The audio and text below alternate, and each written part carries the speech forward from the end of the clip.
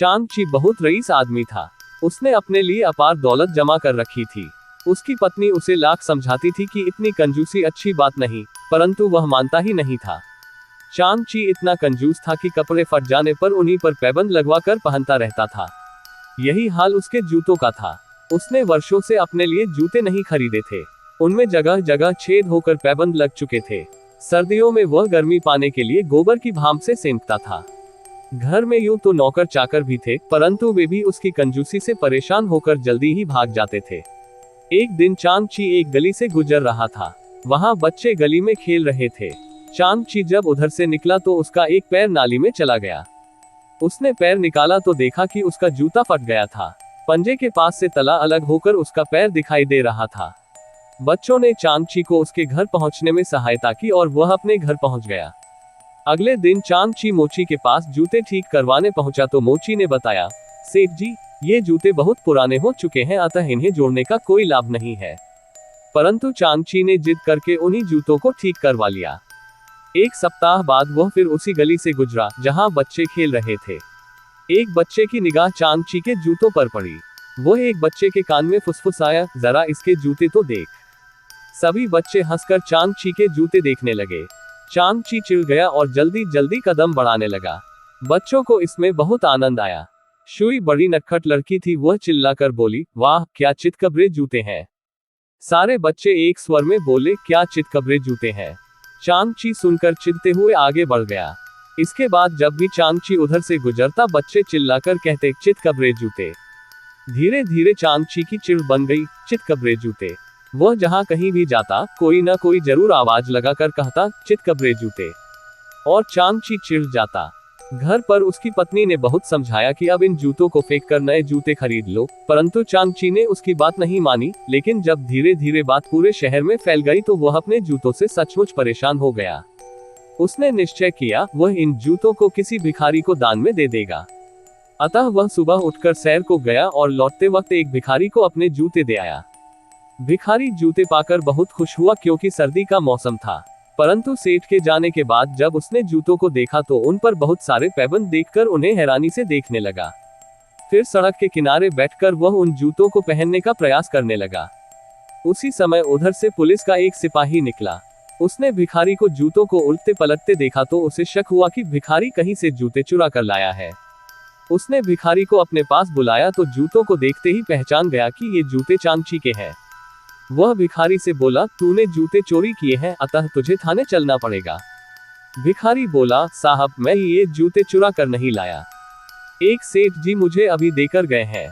परंतु सिपाही बोला, जिस सेठ के ये जूते हैं वह कंजूस सेठ तुझे जूते दे ही नहीं सकता। उसे ये जूते बहुत प्रिय हैं। तू झूठ बोलता है। मैं थाने में चलकर ही तय करूंगा कि तुझे क्या सजा दी जाए।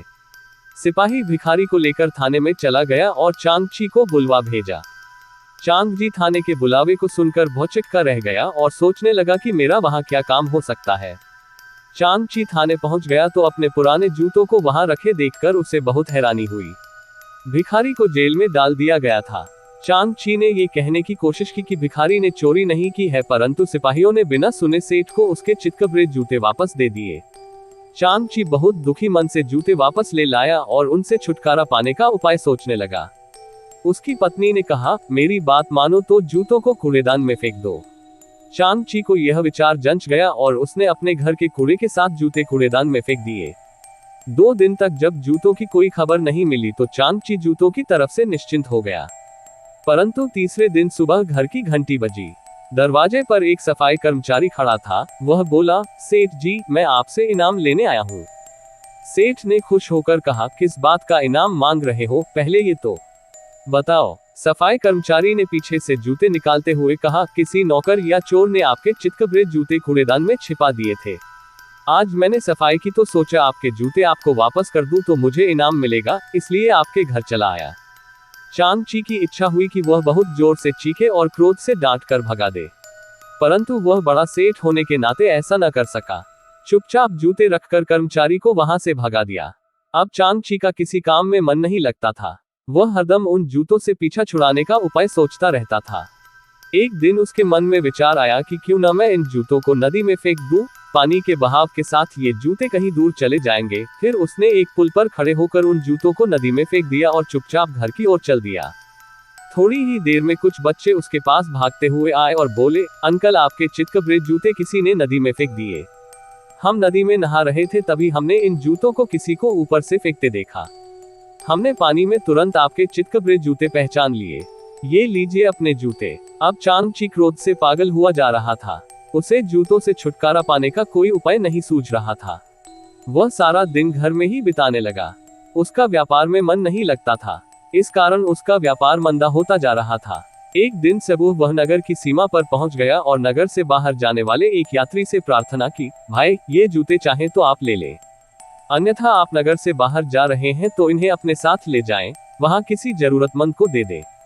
अजनबी व्यक्ति सेठ की तरफ हैरानी से देख रहा था कि कोई व्यक्ति अपने जूते शहर से बाहर क्यों भेजना चाहता है। फिर उसने सेठ की परेशानी समझकर जूतों को एक थैले में डाल लिया।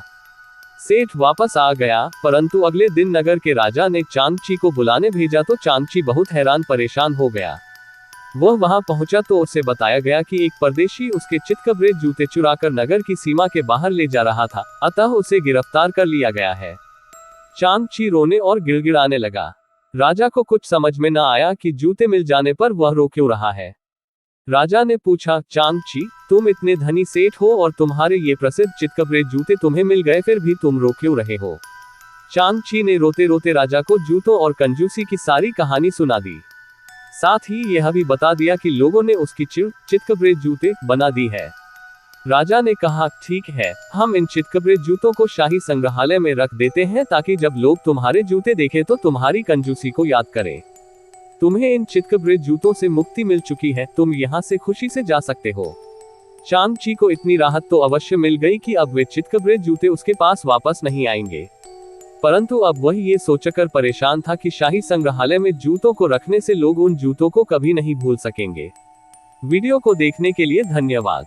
हमारे चैनल को सब्सक्राइब जरूर करें।